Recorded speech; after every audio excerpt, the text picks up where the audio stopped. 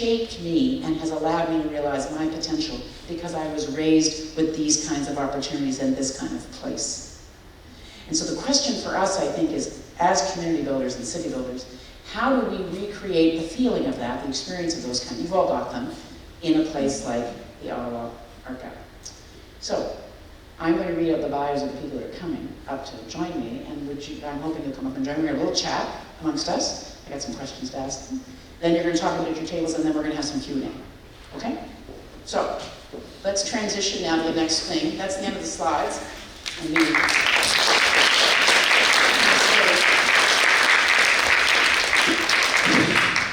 So, I'm going to keep that for a minute, but I'm going to read from this. If I can encourage the panelists to come up, and I'm going to read to you as they come. So why don't you all make your way up to take a seat here, and I will read who's coming. So Alan Shane has worked in stand-up comedy, theater, storytelling, and dance for the past 30 years. He's a solo artist. He's performed across Canada, internationally in England, Australia, Taiwan, and Bermuda. His work explores disability in terms of identity, relationships, and culture. He co-founded Propeller Dance, a company of both disabled and non-disabled dancers, and he currently works at the Canada Council, the guy that waved at me, as the Disability Arts Officer. And he believes in the power of performance and comedy to shift perspectives, and he always likes a good laugh. Well, that's good. Veronica Rowe. Which one is Veronica? Hi, Veronica. How are you? Veronica is a settler Canadian artist, activist, project manager with over a decade of leadership experience in the arts and not-for-profit sector in Ottawa. She worked at the intersection of arts and community and is working and brings a passion for accessibility, diversity, and sustainability projects. And she is the general manager at House of Paint, P-A-N-T, Festival of Urban Arts and Culture. Welcome, Veronica. Jill Stoner, which is Jill. Hi, Jill. Jill is the director of the Israeli School of Architecture and Urbanism at Carleton, professor emerita at the College of Environmental Design at the University of California in Berkeley, recognized internationally for her contributions to architectural theory. Lectured throughout the US and in Italy, Argentina, Denmark, UK, and Canada on spatial references and resonances in contemporary fiction and poetry. Space matters. The concept of urban wilderness, global issues of space as an instrument of aggression, and the untapped potential of vacancy, in the American post-procession landscape. Great. And then Eric Chen. Who's Eric? Eric. Hey. Eric, also known as Ikman, is a digital artist, entrepreneur, and advocate for STEAM.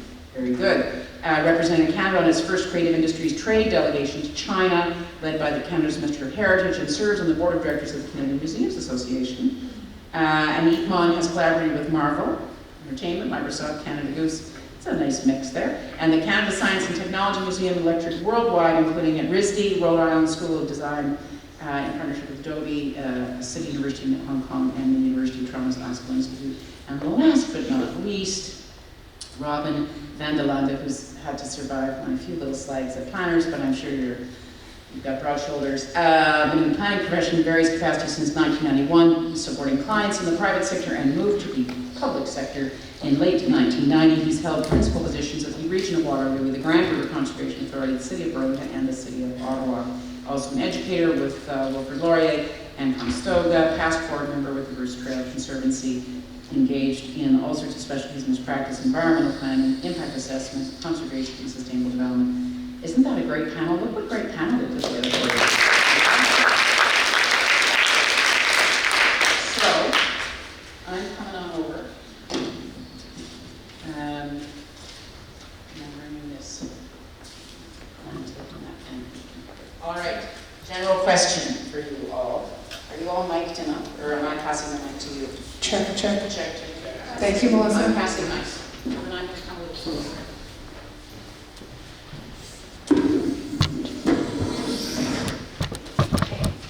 General question, apparently, first.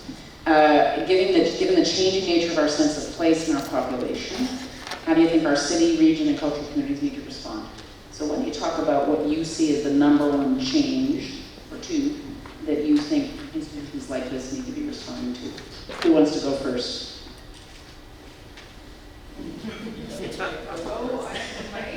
You go for power of the mic. Power of the mic.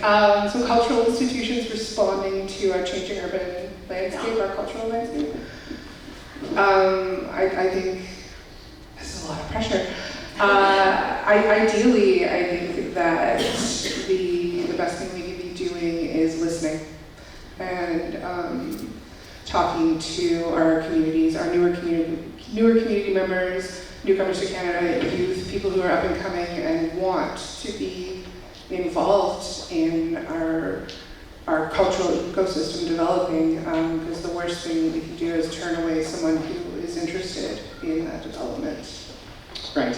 Okay, who else wants to weigh in on that? What's the biggest thing? Okay, Mr. Connor. Thanks. I think we'd like to talk a little bit about what's happened. I know that you didn't say that you really liked Instagram very much, but I think Instagram and social media has changed the conversation a great deal, especially in cities. You know, you showed that iconic picture of the bridge in Vancouver and Granville Island.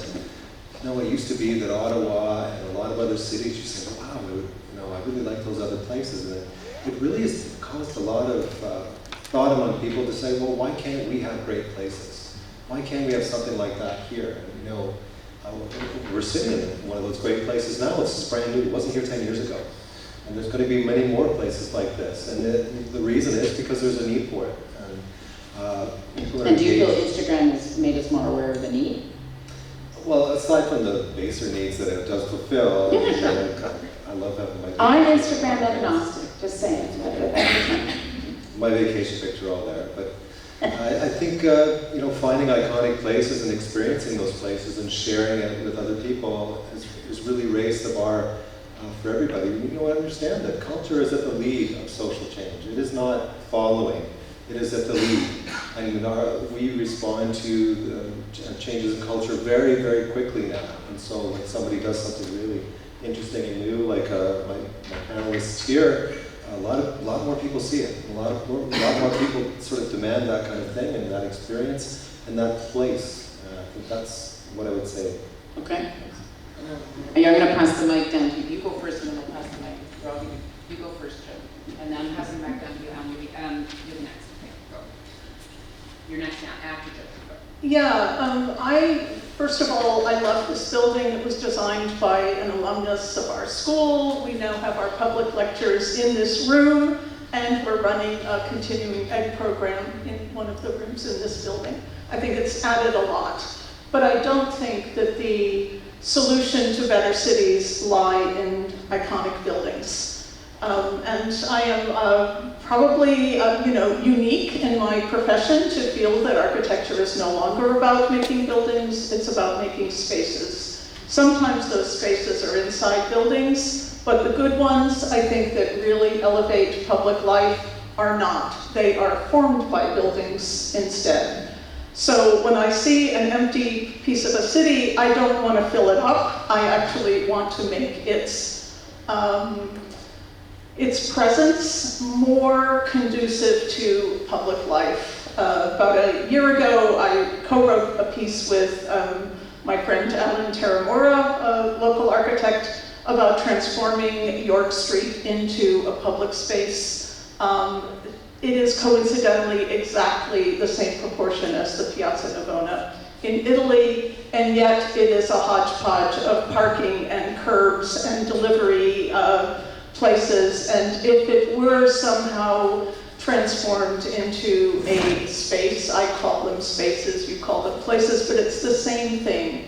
So I was incredibly inspired by your talk, Mary, because what you showed in post-Katrina New Orleans was about place making itself somehow absolutely critical to a crisis. What you showed in Colombia, that steep town, was not about somebody designing it, but somebody saying, all we need to do is make it accessible. All we need to do is introduce one small thing. This is not about making something Instagram worthy. In fact, it happens to be. Most of these very vernacular places around the world that we now take for granted as indications of beauty were not designed by an architect or a planner or a landscape architect. They grew organically out of a kind of will of people assembling themselves together and making their surroundings somehow just a little bit more conducive to being together. I'm gonna pass the mic. I just want to say one more thing, which is that I